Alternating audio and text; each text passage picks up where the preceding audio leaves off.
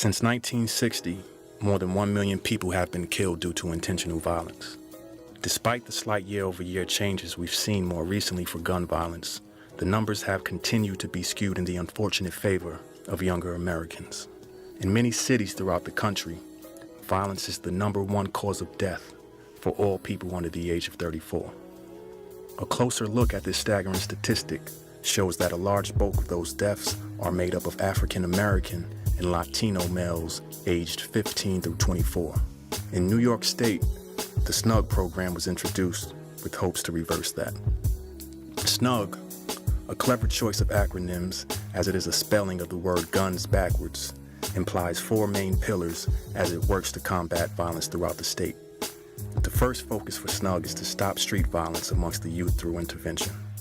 The next focus of the SNUG program is to effectively apply national, state, and local funding to achieve the program's mission to prevent violence. Additionally, the SNUG program finds ways to use community resources to create and promote already available extracurricular activities to benefit the majority of our youth. Lastly, the SNUG program looks to help at-risk youth replace guns and gangs with meaningful internships and employment. What makes SNUG different from many other organizations outfitted to end gun violence is the lens with which the program views gun violence in America. At SNUG, violence is considered a public health issue. Using a health approach offers what SNUG considers the most effective method for preventing violence and treating those most at risk. Much of what needs to be done to prevent violence has to do with identifying and treating those at risk for violent behavior. Much like health professionals identify and treat those who are at risk for disease. Another difference of the SNUG program is the voice that is used to convey their message to communities that have been plagued with gun violence. SNUG employs former gang members, individuals with prior convictions, and those who were once incarcerated but have since turned away from crime as outreach workers within communities experiencing high levels of gun violence. These credible messengers understand and relate to the plight of troubled African American and Latino youth. These men and women have stood in those same shoes, walked those same streets, and faced those same decisions that can determine the rest of one's life. Experiencing the good, bad, and ugly elements of street life gives the SNUG program a great chance of actually breaking through to the impressionable youth of today, especially seeing the most important example that SNUG outreach workers provide, the image of a person who was able to turn their life around. In New York State, many of the communities experiencing the highest levels of gun violence amongst the youth offer the same characteristics: low income, poor education, and lack of economic opportunity. For the youth growing up in these areas, many are forced to grow up too fast. Broken homes, hunger, physical abuse, drug abuse, and violence are some of the harsh realities some children may face. Pressures like these lead many of these youth to form groups, crews, or join already established street gangs to feel some sort of connection and also take part in activities to release the frustrations one may be dealing with at home. Children facing these situations have a high tendency to lash out, understandably, out of anger. The lack of opportunity and financial resources also lead to many of these kids having too much idle time on their hands, which in these types of environments only lead to increased chances of becoming part of that street culture. Many say that an idle mind is the devil's playground. Well, just imagine if you were already living in what many consider a hell. It is only a matter of time before another child falls into that street cycle that usually only ends with death or incarceration for many African American and Latino males. This is where SNUG believes the outreach worker will prove to be most effective. SNUG offices are implanted into these community hotspots, experiencing the highest rate of gun violence. Outreach workers begin canvassing these areas, building rapport and engaging with residents, local business owners, and community-based organizations, creating a sense of calmness in the community, all while offering various resources to limit idle time amongst the youth and open these young men and women to ideas and opportunities they otherwise would not have known existed.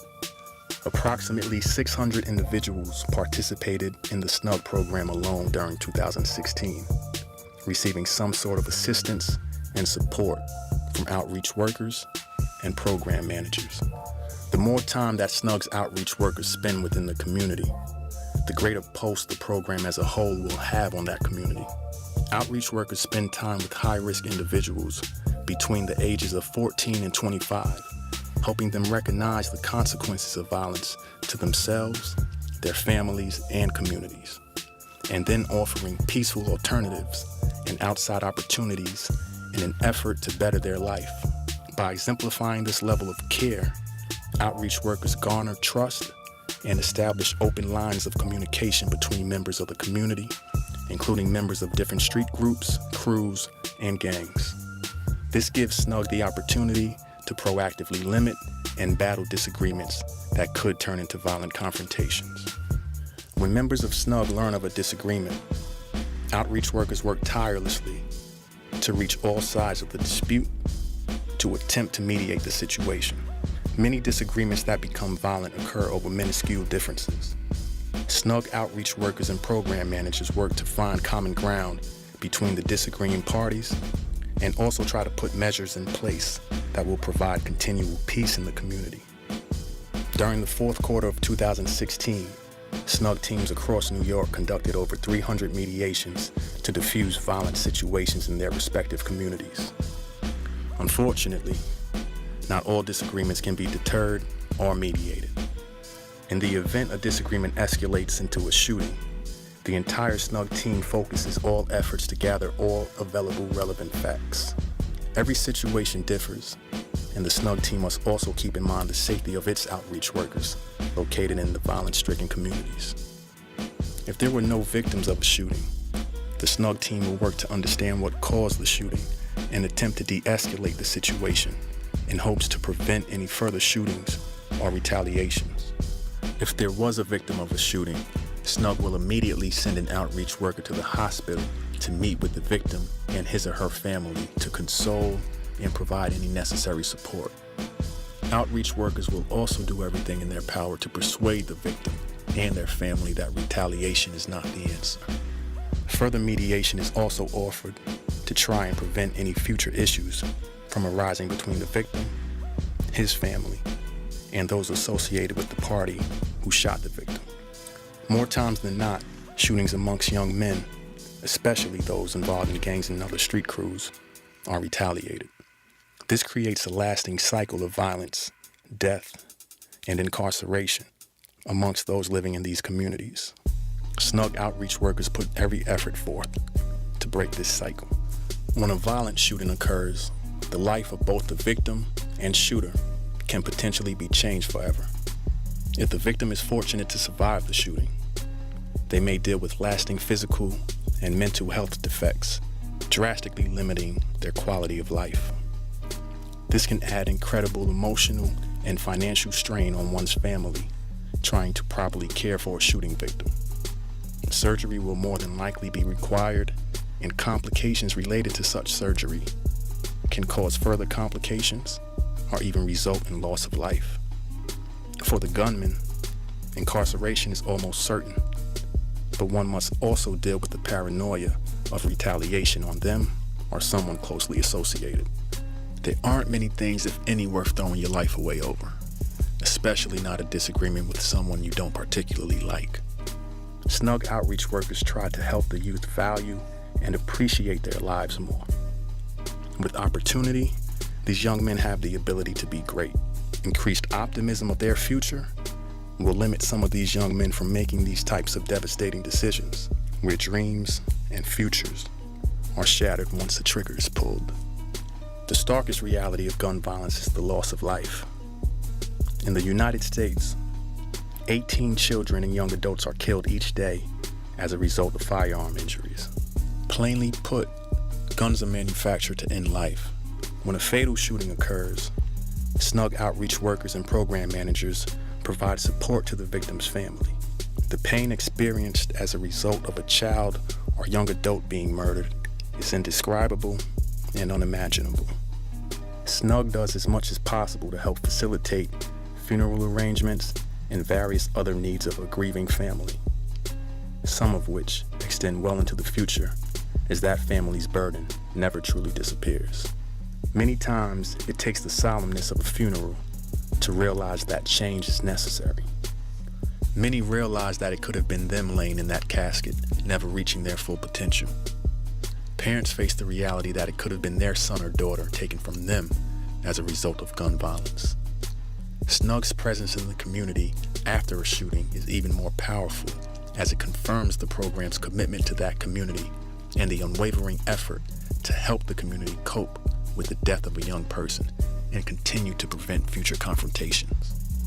In some cases, SNUG has organized community marches as a response to shootings to raise community awareness and honor the victims of gun violence. SNUG also holds recurring rallies to take a proactive approach in raising community awareness in its efforts to curb gun violence.